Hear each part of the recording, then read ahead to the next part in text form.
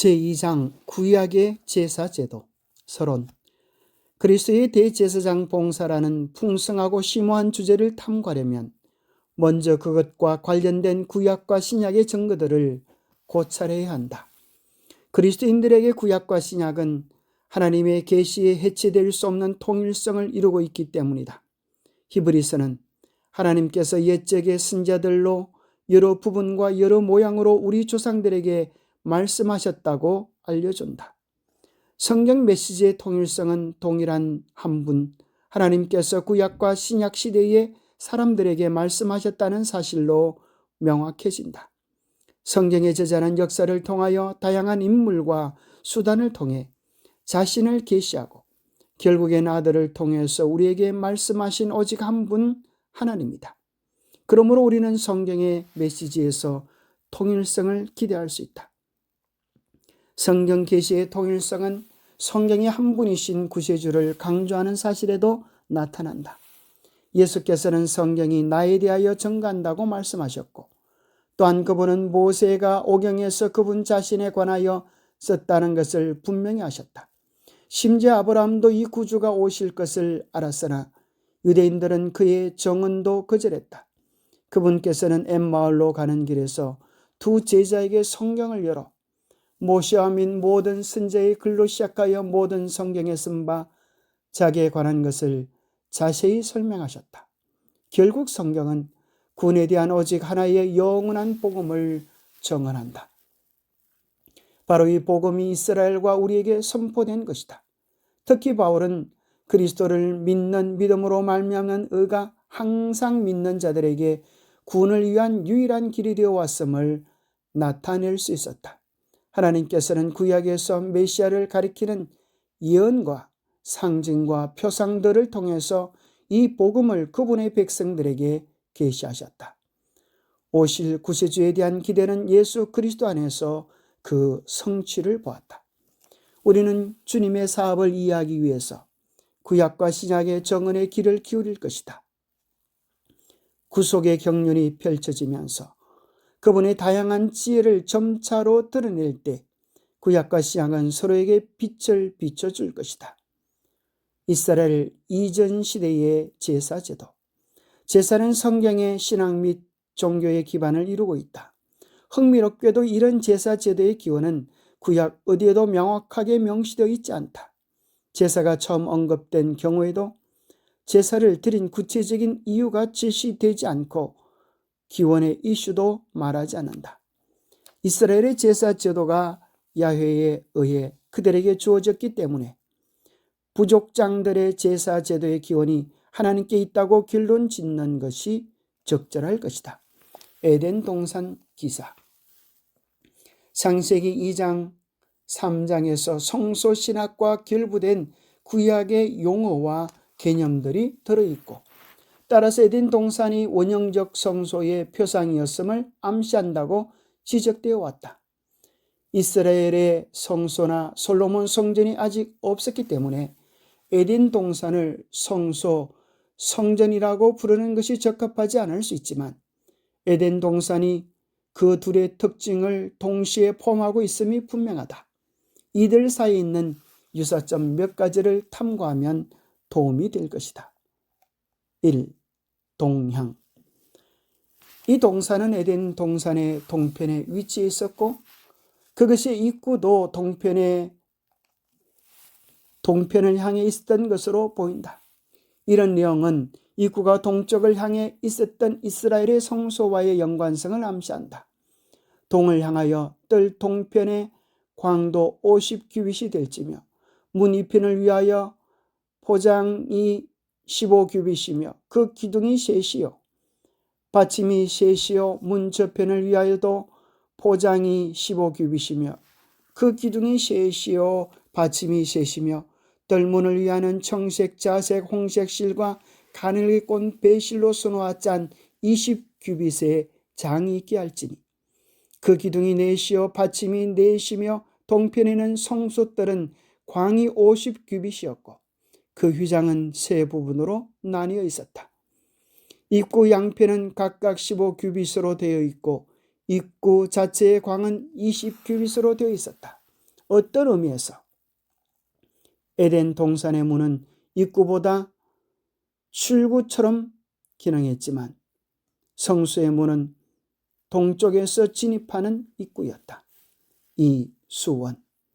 창세기 2장 10절에 의하면 에덴에서 발원하여 동산을 적시고 거기서부터 갈라져 내 근원이 되는 강이 있었다. 거기서부터 물들이 나머지 땅으로 흘러나갔다. 물은 성소를 정결하게 유지하고 제사장들이 성막에서 봉사할 때 그들을 정결케 하는데 매우 중요한 수단이었다. 성소의 입구에 물두멍이 있었다는 것이 이를 나타낸다. 때때로 시내가 이스라엘의 성소와 결부된다. 시인은 한 시내가 있어 나뉘어 흘러 하나님의 성 곧 지극히 높으신 자의 장막의 성소를 기쁘게 하도다라고 노래한다. 이 언급은 도성의 남동부에 있던 기온샘을 가리킬 것이다. 시편 36편 8절에서 10절에 좀 더 시적인 표현이 사용된다. 하나님이여 주의 인자심이 어찌 그리 보배로우신지요. 인생이 주의 날개 그늘 아래 피하나이다. 저희가 주의 집에 살찐 것으로 풍족할 것이라. 주께서 주의 복락의 강수로 맛이 우시리이다. 대저 생명의 원천이 주께 있사오니 주의 광명 중에 우리가 광명을 보리이다. 여기서 성소는 인생의 가혹함에서 피하여 숨는 주의 날개 그늘로 묘사된다. 하나님께서는 성소 안에서 예배자들에게 음식을 나눠주시는데 이것은 하나님의 백성들이 공동 식사에 참여했던 나눠 먹을 수 있는 제사를 가리킨다. 복락으로 번역된 히브리어 아다네카는 사실 에덴이라는 말의 복수형이다. 여기서 하나님의 복락의 강수는 생명의 원천과 동일시된다. 물은 생명과 하나님의 축복의 상징이다. 에스겔은 이 이미지를 사용하여 하나님의 종말론적 성전과 결부시킨다. 그는 물이 성전에서 흘러나와 이룬 강을 묘사하는데 그것은 하나님의 치유력을 상징한다. 그분의 생명의 축복이 땅을 적시고 사해까지 흘러나간다. 구약의 다른 부분에서 성전은 생명의 원천 곧 세상을 비옥하게 하여 에덴의 시내로 회복시키는 강으로도 묘사된다. 3. 생명나무. 생명나무는 창세기에서 몇 차례 언급된다. 어떤 학자들은 이 나무와 성소와의 연관성을 추적하기도 했다. 성소 안에 있는 금등대가 생명나무를 시각적으로 상징했다는 게 일반적인 생각이다. 그것에는 7가지가 있었고 그 가지들 위에 있는 각각의 등자는 싹과 꽃으로 장식된 살구꽃 형상으로 되어 있었다. 또 각각의 가지는 3세트의 꽃받침과 꽃으로 장식되어 있었다. 식물의 용어들 및 중간 줄기와 6가지로 된 형태는 나무 형상의 물체라는 인상을 준다. 이 등대가 나무 형상이라는 것이 보는 사람들에게 분명하게 전달되었다. 이런 관점이 옳다면 동산 정원과 성소는 생명의 원천이 있었던 곳이었다. 등대는 이스라엘에 보이지 않는 하나님의 임재를 나타내는 선명한 상징으로 해석될 수 있었고 또한 그것은 신화적인 요소를 없앤 나무의 상징으로 하나님의 거처로서의 성막의 다른 면들과 함께 이스라엘 백성들 및 그들의 대표자인 제사장들에게 하나님이 옆에 계신다는 확신을 주는 기능을 하였다. 4. 금과 보석들. 에덴 동산 기사에 금과 보석들에 대한 언급이 나온다. 우리가 아는 대로 성막의 기구는 금으로 덮여 있었고 제사장 복장의 하나는 이스라엘의 지파들을 상징하는 보석으로 장식되어 있었다. 어떤 사람들은 여기서 에덴 동산과 성소 사이에 있는 공통된 상징을 본다. 호마로라는 말은 창세기에서 사용되고 다시 성소 배경에서 대제사장의 어깨 위에 둔 두 돌 곧 그 위에 이스라엘의 12지파의 이름이 새겨진 두 돌을 가리킬 때도 사용된다. 바로 이 경우에 에덴 동산과 성소의 연계성은 용어 사용에 나타난다. 창세기에서 금과 보석들은 에덴 동산에서 나오지 않고 동산 바깥 땅에 나온다. 성막에서 금은 성막 내부에서 사용되었고 준보석은 대제사장의 의복의 일부였다. 그러나 용어상의 연관성도 타당성이 있는 것이어서 에덴 동산과 성소에는 근본적으로 공통된 개념들이 들어있다는 견해를 지지한다. 5. 그룹과 화연금은 에덴 동산을 지키기 위해 동산 입구에 놓여 있었다. 그룹들의 형상은 성막의 내부 휘장을 장식하는 데 사용되었고 두 그룹은 언약궤의 일부였다. 그룹들이 에덴 동산에서처럼 하나님의 종으로서 성소에 서 있었다. 그룹들은 하나님을 대표했기 때문에 성소에 그것들이 있는 것은 하나님께서 거기에 계신다는 중요한 개념을 전달했다. 어떤 의미에서 에덴 동산 입구에 놓인 그룹들은 수호자였을 뿐 아니라 하나님이 그들에게 접근할 수 있는 분이라는 것을 상기시키는 상징이기도 했다. 6. 에덴 동산 입구를 지킴. 그룹의 기능은 생명나무의 길을 지키는 것이었다. 다시 말하면 그들은 동산의 신성성을 수호하고 생명의 상징으로 접근하는 것을 막았다. 레위인들은 성소와 관련하여 이와 유사한 기능을 담당했다. 이들은 정금막 사면에 진을 쳐서 정금막에 대한 책임을 지켰다. 이들은 성막 입구를 수호하여 아무도 성역을 침범하지 못하도록 하였다. 7. 아담의 일. 창세기 장 15절은 야훼 하나님이 그 사람을 이끌어 에덴 동산에 두사 그것을 다스리며 지키게 하셨다고 말한다. 여기에 나오는 두 히브리어 동사가 성소에서 봉사하고 그것을 수호하고 지키는 레위인의 직무를 묘사하기 위해서 민수기 3장, 8장, 18장에서 다시 사용된다. 사실 아담은 후에 성소에서 레위인들의 직무가 될 일을 에덴 동산에서 수행한 셈이다. 8. 아담과 하와의 의복. 타락 후에 하나님께서는 아담과 하와에게 동물 가죽으로 만든 옷을 만들어 주셨다. 성소 봉사에서 희생 동물의 가죽은 직무를 수행한 제사장들에게 제공되었다. 9. 기타 언어학적 연관성. 에덴 동산 이야기에 나타나는 몇몇 단어가 성막 배경에서도 발견된다. 히브리어 동사 샤칸이 창세기 3장 24절에 나오는데 하나님께서 에덴 동산 동편에 그룹들을 두었다고 말한다. 같은 동사가 하나님께서 이스라엘 중에 거하고 싶어 하시는 사실을 언급할 때에도 사용되었다. 아담과 하와는 날이 서늘할 때에 동산에 그니시는 야훼의 하나님의 음성을 들었다. 같은 동사가 레위기 16장 12절과 신명기 21장 14절에서 성소에 나타난 하나님의 임재를 묘사하기 위해서 사용되었다. 말하자면 야훼께서 에덴에서 그니셨던 것처럼 성막에서도 그니셨다. 10. 신학적 연관성. 에덴 동산과 성소 사이에 있는 몇 가지 신학적 연관성은 지금까지 우리가 연구했던 것들보다 훨씬 더 의미가 깊다.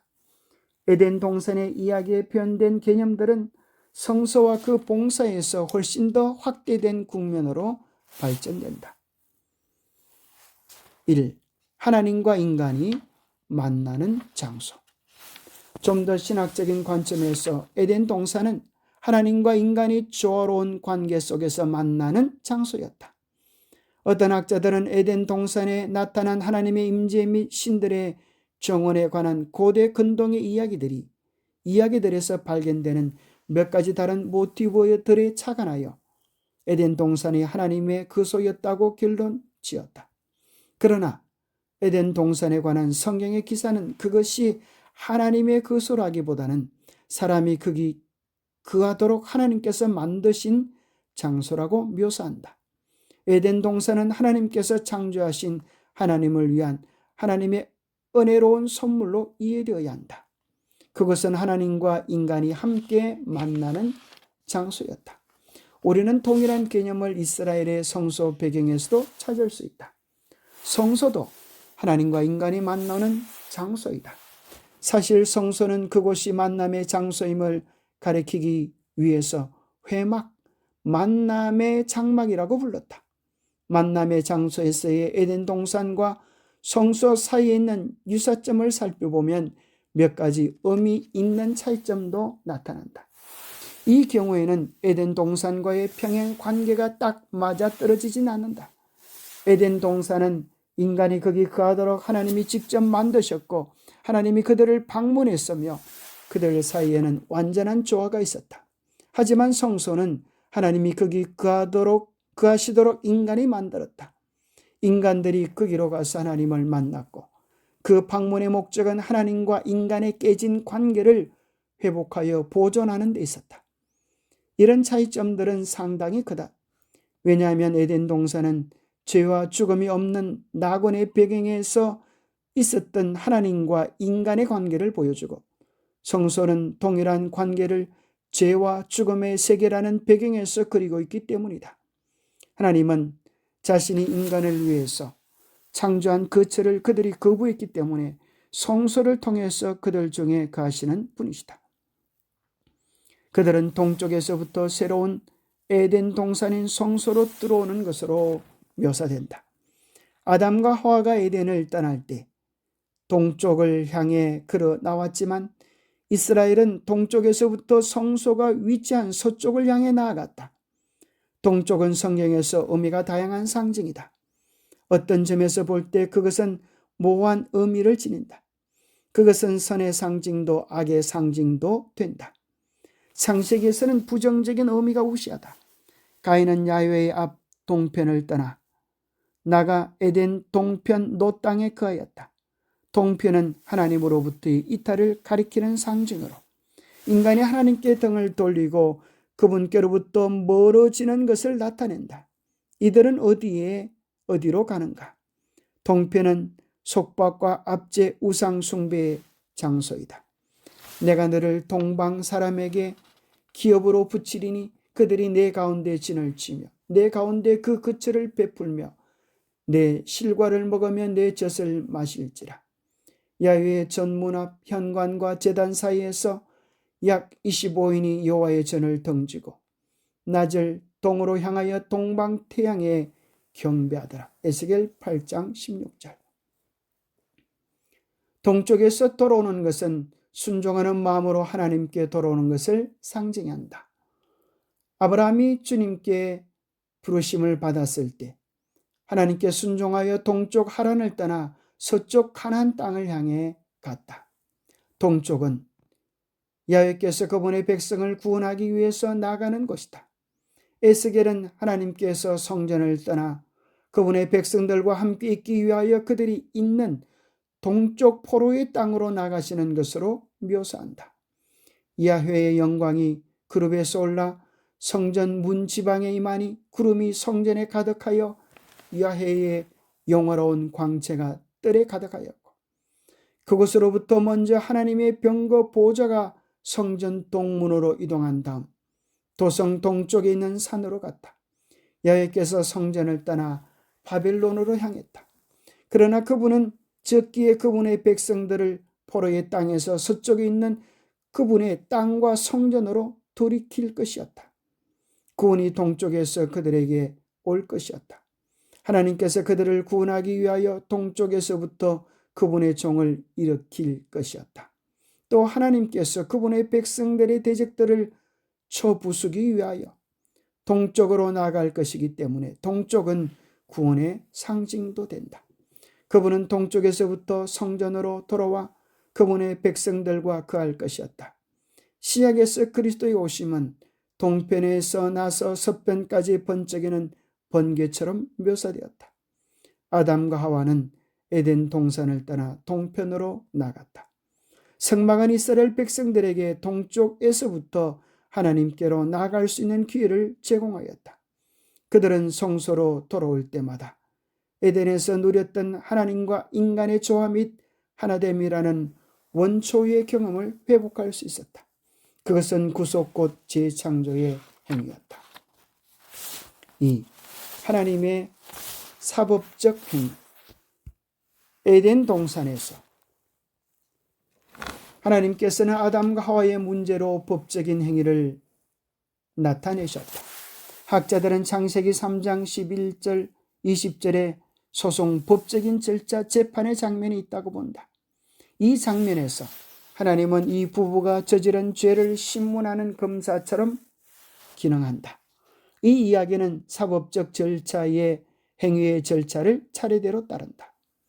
8절에서 11절 도피와 발견, 11절에서 13절 신문과 변명, 14절에서 19절 세 가지 형벌의 선고.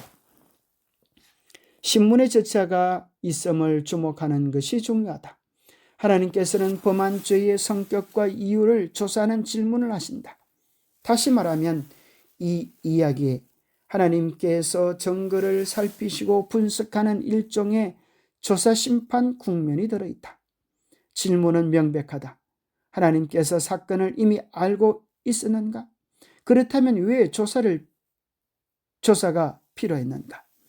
유대인 성경 주석자인 움베르토 카스토는 이런 질문을 제기하면서 이렇게 주장했다. 이어지는 이야기가 하나님을 전능하신 분으로 묘사하므로 여기서 그분이 주변에서 일어나는 일을 모르는 분으로 묘사되지 않는다고 보아야 한다. 그는 덧붙여 말한다. 온 땅에 심판자께서 사람을 불러 그의 행동을 직구하라고 요청하신다. 다른 학자들에 따르면 이 질문의 목적은 사실들에 입각하여 그 남자와 여자에게 그들이 저지른 일이 무엇인지 분명히 하거나 그 남자에게 자신의 죄를 스스로 인정하도록 하거나 피고가 자신의 죄를 자백하도록 촉구하는 데 있다. 이것은 성경에 기록된 최초의 심판 장면으로 조사 후에 선고와 그에 대한 집행이 따라오는 것을 말한다. 조사를 진행하는 동안 아담과 하와는 주님께 질문을 받았지만 놀랍게도 죄를 사주한 뱀은 전혀 질문을 받지 않았다. 뱀에 대한 심판은 아담과 하와가 받은 심판과 동일한 방법으로 이루어지지 않는다. 뱀은 종죄만 받는다. 다시 말하면 그에 대한 선고만 선언된다. 이 심판과 성소 사이에 있는 연관성은 성소가 하나님께서 그분의 백성과 세상의 심판자로서 기능하는 장소였다는 사실에서 찾을 수 있다. 신명기 18장에 의하면 이스라엘의 대법원은 성막 성전에 모였고 의원은 제사장과 당시의 재판장으로 이루어져 있었다. 하나님께서는 이들에게 사법적 권위를 의탁하셨다. 3. 구속의 계획을 발표함. 하나님께서는 에덴 동산에서 자신을 심판자뿐 아니라 구속주로서 계시하셨다. 아담과 하와는 유죄로 밝혀졌고 창세기 2장 17절에 근거하여 곧 죽어야 했다. 선고는 집행의 신속성을 강조하는 것으로 보인다. 그러나 이 사형이 부과되지 않은 것은 하나님께서 전에 지시했던 것과 다른 방식으로 행동해야 할 새로운 상황이 발생했기 때문이다. 사형은 하나님께서 아담에게 다음과 같이 말했을 때 끝난 것이 아니었다. 내가 얼굴에 땀이 흘러야 식물을 먹고 필경은 흙으로 돌아가리니 그 속에서 내가 치함을 입었습니다. 너는 흙이니 흙으로 돌아갈 것이니라. 이 죽음은 죄에 대한 형벌임이 분명하다. 그러나 창세기 2장 17절은 그 이상의 것을 말하고 있다. 하나님의 경고의 초점은 네가 죽게 될 날에 있는 것이 아니라 네가 죽으리라는 데 있다. 그 죽음은 일어나지 않았다. 폰라트가 말한 대로 그들의 생명이 연장된 것은 하나님께서 은혜가 이기도록 허용했기 때문이다. 은혜와 구속에 관한 이 약속은 새로운 생명에 대한 보증을 제공하는 창세기 3장 15절에 집약되어 있다. 오늘날 창세기 3장 15절에 대한 메시아적 해석. 그리스도의 초림이 인기를 누리고 있지만 여기에 뱀이 악의 상징이고 여자의 후손에 의해 그의 머리가 상하게 될 것이라는 사실은 악과 사망에 대한 최종적인 승리가 있을 것을 말한다. 그리스도인들에게 이 승리는 예수 그리스도 안에서 실제가 되었다. 구속에 대한 약속 및 주님과 함께 삶을 누릴 새로운 기회가 아담과 하와에게 주어졌다. 악과 사망이 구속주에게 패할 것이기 때문이다. 그리스도 곧 어린 양이 창세로부터 죽임을 당했으므로 이들의 최종적인 죽음은 실현되지 못한다. 창세기 3장 21절은 구원의 약속을 그림처럼 보여준다. 여호와 하나님이 아담과 그 아내를 위하여 가죽옷을 지어 입히시니라. 옷벗음과 옷입음은 창조와 타락의 기사에서 중요한 모티브이다. 타락 전에는 옷벗음이 주님의 피조물로서 아담과 하와의 자연적인 상태였다. 그들은 하나님께 제한 없이 자유롭게 접근하고 옷을 입어서 자신들의 존재를 가릴 필요 없이 모든 피조물이 막힘없이 교통하였다. 타락 후에 그들의 옷벗음은 부자연스러운 것이 되었다. 오히려 그것은 그들과 하나님이 분리된 것을 나타내는 상징이 되었다. 그들의 본성이 반역으로 말미암아 변했기 때문에 그들은 창조되었을 당시처럼 더 이상 하나님께 접근할 수 없게 되었다. 이제 변화가 요구되었고 그것은 옷을 입는 행위로서 상징화되었다.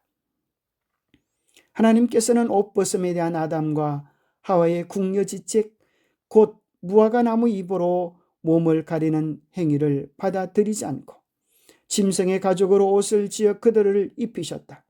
하나님께서 친히 그들이 당신께 다시 접근할 수 있도록 조치하고자 하셨다. 로버트 오디는 누군가의 옷을 입히는 행위는 새로운 지위를 부여하는 것을 상징한다고 주장했는데 그것은 옳은 말이지만 하나님께서 아담과 하와에게 옷을 입히심으로써 그들에게 더 낮은 지위 곧 신성이 아니라 인간적 지위를 부여하셨다고 결론 지은 건 잘못이다. 옷을 입히는 행위는 아담과 하와를 분리의 상태에서 끌어올려 하나님과 교제를 나눌 수 있는 지위, 곧 하나님의 임재 앞에서 살 수 있는 지위에 둔 것을 의미한다. 하나님께서는 그들이 상실한 존엄성을 회복시켜 준 것이다. 이 교제는 전과 같진 않았지만 온전히 회복될 미래의 교제를 가리켰다. 따라서 이들의 옷은 그들의 죄됨을 상기시킬 것일 뿐 아니라 그들에 대한 하나님의 관심을 나타내는 것이었다. 영감받은 기자는 아담과 하와에게 짐승의 가죽옷을 입혔다고 말함으로써 적어도 한 마리 이상의 짐승이 죽임을 당했음을 암시하고 있다. 이를 명시하지 않았다는 이유로 그것의 의미를 폄하해서는 안 된다. 어떤 이들은 구약의 제사 제도에서 사용된 희생 동물에 대한 언급을 이 구절과 연관지어 읽지 말라고 주의를 주지만 그런 제한을 둘 이유가 없다. 베스트만은 원래 이 이야기가 가죽옷을 만드는 것과 희생 동물을 죽이는 것을 연관시켰지만 그런 연관성이 현재 상황에서의 역할을 다하지 못하고 있다라고 주장했다. 다른 이들은 성경의 기자들이 단지 짐승을 죽이는 희생 제사의 개념을 미리 얘기하고 있을 수도 있다고 제안했다. 창세기 3장 21절을 신학적 문맥에 비추어 보면 짐승의 죽음이 명백하게 제사를 드리는 행위로 간주될 수 있다. 구약에서 제사 제도와 연관된 기사들을 이해하는 데 도움이 되는 여러 중요한 개념이 여기에 들어있다. 첫째, 아담과 하와가 죄를 지은 후에 그들은 궁극적인 죽음을 맞을 것이라고 생각되었으나 놀랍게도 그들의 생명은 보존되었다. 그리고 생명이 위협받는 이 상황에서 짐승의 죽음이 발생했다. 그들에게 사형이 집행되지 않고 대신 짐승이 죽었다. 둘째, 짐승의 죽음은 이 기사에서 우연히 삽입된 사항이 아니다. 그것은 아담과 하와가 하나님과의 관계를 회복하는 데 필요한 것을 제공하였다. 그 죽음으로부터 그들을 위한 희망과 회복이 나왔다. 마지막으로 하나님께서 옷을 지어 그들을 입히셨다는 사실은 그들이 자신들을 위해 스스로 할 수 없는 일을 하나님께서 그들을 위해서 해 주셨음을 암시한다. 은혜롭게도 그분께서는 그들이 그분께 접근하여 그분 앞에서 살 수 있도록 하셨다. 이런 개념들은 구약에 나타난 성소 및 그 봉사와 관련된 신학에 속한다. 사실 창세기 3장에 배태되어 있거나 암시되어 있는 것이 이스라엘의 제사 제도를 통하여 충분히 발전된 신학적 개념들이 된다. 11. 요약. 에덴 동산의 이야기는 이스라엘의 예배 제도에서 성소 및 그 봉사와 관련된 신학의 가장 중요한 요소들 가운데 몇 가지를 제공한다. 유사한 이미지를 사용한 것뿐 아니라 은화학적 연계성은 이 둘 사이에 분명한 연관성이 있음을 가리킨다. 이런 연관성은 신학적 측면에 비추어 보면 훨씬 더 뚜렷해진다. 에덴 동산과 성소는 주님께서 거기 계셨기 때문에 삶의 중심부를 이룬다. 이 두 곳은 모두 하나님과 인간이 교제를 나누기 위해 함께 만나는 장일 뿐 아니라 하나님께서 그분의 백성들의 죄를 심판하시고 그들에게 구속을 약속하시는 장소이다. 사실 주께서는 상징적으로 희생 제물의 죽음을 통하여 구원을 제공하심으로써 구원의 성격을 실제적으로 예표하셨다. 이스라엘의 성소는 하나님과 인간이 누렸던 원래의 조화를 되돌아보고 그 조화의 미래 회복을 내다본다. 그 사이에서 우리는 죄의 침입에 맞닥뜨린다.